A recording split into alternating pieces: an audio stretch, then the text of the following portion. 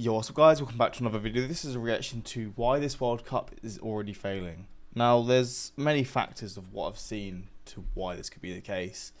I mean, the first one is just the obscene price of the World Cup tickets and how no one's going to really be able to afford them and how people are being priced out. In a country where the sport isn't even like the most popular sport by a lot, like there's at least three or four more like way popular sports in terms of team sports.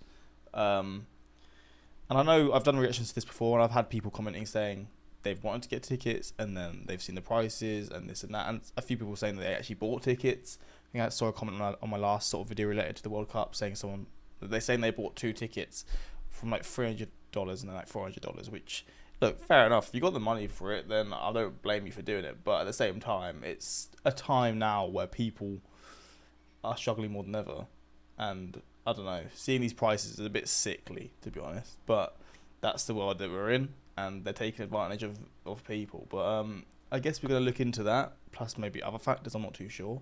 But yeah, let's jump into this and see why this is the case and how it is the case. But yeah, let's jump into it. The World Cup doesn't feel the same anymore. In the past, this competition was a celebration of football where fans across the world got together to watch the most entertaining tournament. But this year, it's different. There is no hype, and honestly, it's not hard to see why. It's hard to care when even the official song is trash, ticket prices are a... I haven't even heard the official song, and usually for World Cups, that's usually quite a big thing. I've not heard the official song though. And the new rules are ruining the beautiful game. Everything indicates to a massive disappointment, but in this video we are going to look over the 5 reasons why the World Cup has fallen off so hard, starting with ticket prices. This is arguably the worst part about this World Cup, and for you to understand how bad the ticket prices actually are, here are the tickets cost for the 2022 World Cup. You had to pay $1,600 to watch Lionel Messi against Mbappe in what was one of the best matches in football history. Of course, it was the World Cup final, and with $1,600 you would get a premium category 1 ticket. Here is where you would watch the match from, and yes, it's not cheap. But this is for the most viewed sporting event in history, and you get to witness it from the best possible seats. Now, what about the 2026 World Cup? Well, prices may vary depending on the source, but from what I found, the cheapest possible ticket you can get for the final is $4,100 US. I think in the reaction I've done recently, that was what I saw as well. That is crazy, and you're going to be so high up. This is where you would watch the match from, and if you wanted a category 1 ticket, you would have to pay $8,680 for a game of football. Oh, wow. 7 times more expensive than the 2022 tickets for the same experience. But it's not only the final that has outrageous prices, because in 2022 for a simple group stage match, you would have paid around $70. In 2026, the cheapest ticket I could find is $165, and that is for a low demand game, Ivory Coast against Curacao. But if you wanted to watch a high demand game like the US against Paraguay, the cheapest ticket would cost $767 on Viagogo. However, this isn't only about ticket prices being so expensive, it's also about FIFA betraying the fans. You see, in 2018 when the FIFA are the most scummy organization in the world. I actually just can't fathom how a company can be so corrupt, so greedy, and they are so widely hated, and yet they can still have all this power, and it's just such a shame because they are just diabolical. They're the reason like people turn away from the sport, because it's like they are literally sucking people and from everything that they have from a sport that was it's the sport's for the working class. It's for people who don't have this obscene money, and they're just basically selling it off and taking sort of the soul away from it, and it's diabolical what they're doing. But you'd think nothing less of them realistically, or you'd expect nothing less, because that's what FIFA have been doing for years. But now they're just doing it so much more blatantly and without care. And this guy Gianni Infantino is such a bum, bro. North American committee submitted its bid, they made a promise of group stage tickets being at a minimum of $21 as a way to create a People's World Cup, a tournament for everybody. And it's safe to say they betrayed everyone. Now, Wow. FIFA are a corrupt and greedy organization. They are the main reason why ticket prices are so high, and it boils down to these 4 features. I'll explain it in the simplest and quickest way possible. 1. Dynamic pricing. Usually, tickets have a set price based on categories and stage, so naturally, a World Cup final ticket will cost more than a group stage one. With dynamic pricing, ticket costs increase in real time if a match is highly demanded. So initial prices can surge once the system detects buyer interest. So the more fans are interested in watching a match, the higher the ticket prices will be, no matter the stage or category. 2. The resale market. FIFA created their own resale platform that has no limit on ticket prices, so sellers can list tickets way above their value. Also, FIFA now charges the seller and buyer with 15% on both sides, so the seller takes home less and the buyer pays more. So for them to be profitable, I don't care if the seller takes less. Fuck the seller. I mean, it's obviously a shame that it's going to FIFA, but it's just the fact that they're allowing this to happen in the first place. It's just grim. they have to increase the price. 3. High demand. The World Cup is now a bigger event than before, and with more national teams competing, there are more fan bases buying tickets, which creates a higher demand and naturally more expensive tickets. And finally, 4. The hosts. This World Cup is hosted by 3 different countries: Mexico, the US and Canada. Countries with many tourists and high travel costs, and consequently with high ticket prices. But how much would it really cost to attend the 2026 World Cup game if you include all the fees? Well, BBC made a report in which they analyzed how much would it cost for England fans to watch their national team during the group stage. So for travel and hotels, a couple would have to pay £5,791, and Oh my god. for 3 games, £4,000, 3,500 for the resale prices and 524 in fees. So overall, a couple would have to pay Oh my god.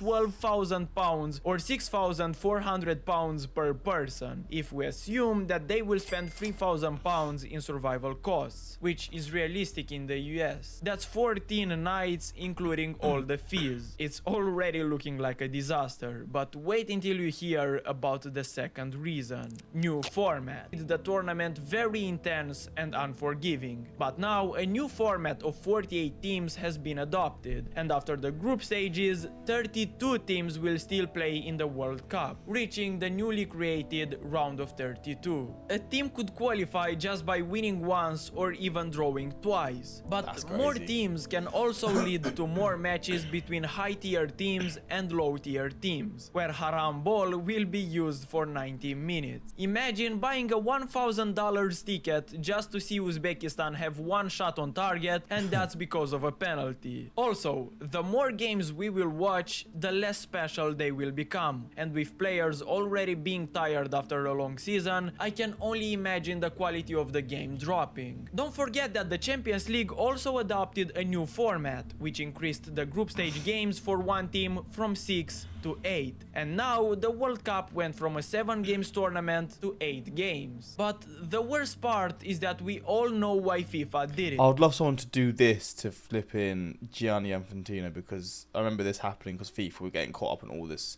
corruption stuff, and it's just got worse. But I've just got an actual visceral hatred for Gianni Infantino. I think he's just such a terrible person. Anyways, I don't know if anyone actually remembers this moment. In case you haven't guessed yet, they did it for money. For FIFA, 48 teams instead of 32 means 40 extra matches, which will increase the revenue. It feels like everything is about money now, and the moment everyone realized just how much cash football can generate, they decided to milk the sport. More and more games, more teams, more competitions, more tournaments, everything is done for money, and as a football fan, it saddens me. Like, this sport isn't about equality, quality of the matches and passion anymore. It's all about money. A perspective which leads us directly to the third reason, loss of identity. I made several shorts about the new World Cup looking and feeling soulless, because in all honesty, it is soulless. The most popular part about the new World Cup is the song, not because it is good, but because it's so terrible. Everyone heard Lighter, and the general opinion is that it sounds like an AI song, or that it should be used as a commercial music for Gillette or Ford. This nigga is trash. And when the lyrics are never felt this free before, I'm high and I'm getting higher, chains don't rattle no more, good lord, I'm feeling lighter. You can really understand it. A World Cup song is supposed to represent the culture of the hosting nation. But how do you do that when three countries are the hosts at the same time? In contrast, Waka Waka truly represented South Africa and the African continent. The lyrics Zamina Zamina Zangalewa aren't used by mistake, because Zangalewa is an African song sampled in Waka Waka.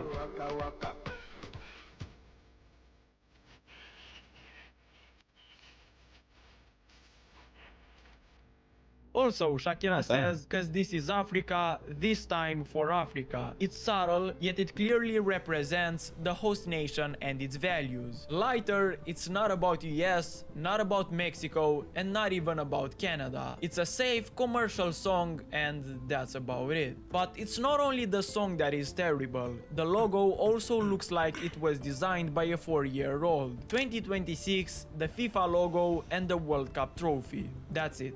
That's the logo. And now compare it to the beautiful 2010 logo or the colorful logo in 2014 or even the 2022 one. All of these express something, they have a meaning. The 2014 logo is made from 3 hands holding the trophy, representing unity and welcome with the hands helping each other, while the colors symbolize Brazil and its flag, while the 2018 World Cup logo had multiple hidden meanings. The dark blue section with stars represent Russia's achievements in space exploration, while the entire figure of the trophy represents Russia's national symbols, traditional Matryoshka dolls and the famous Russian decorative art, Fabergé eggs. There is history behind every element. And now, the 2026 World Cup logo. Bland, minimalist, it literally represents nothing. And don't even get me started on the 2026 World Cup intro. It is just as bad. Okay, we talked about the cultural aspect. Now, let's move on to the fourth reason, logistical problems. Now, I don't want to get political and talk about Trump's policies or the global situation. I will try to focus as much as possible on football,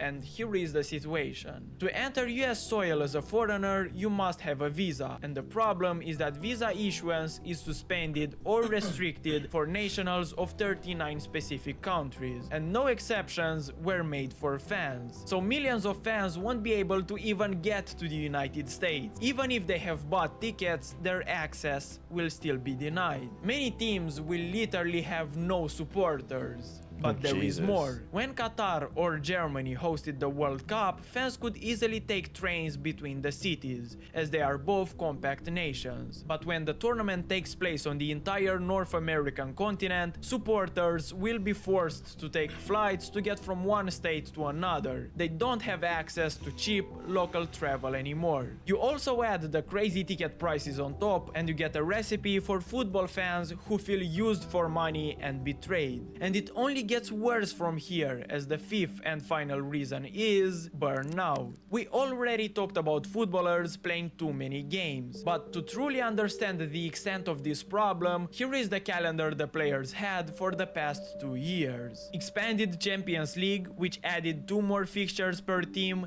and now you take these tired footballers, what the hell just happened there?